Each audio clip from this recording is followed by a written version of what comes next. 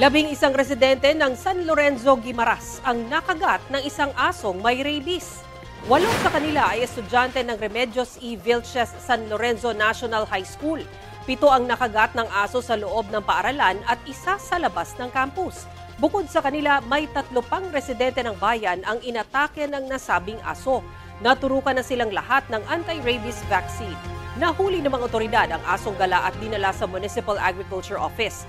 Naglalaway at nagwawala raw ang aso nang dalhin doon at namatay makalipas ang 3 oras. Nang suriin, nagpositibo raw ang hayop sa rabies. Paalala po, wala pa ring gamot ang rabies infection. Kaya oras na makalmot, makagat o malawayan sa sugat ng hinihinalang infected na hayop, hugasan at sabunan ang apektadong bahagi sa dumadaloy na tubig ng hanggang 15 minuto. Pagkatapos, linisin pa ito gamit ang alcohol at betadine. Huwag na huwag tatakpan kung may sugat. At ang mahalaga, pumunta sa pinakamalapit na Animal Bite Center.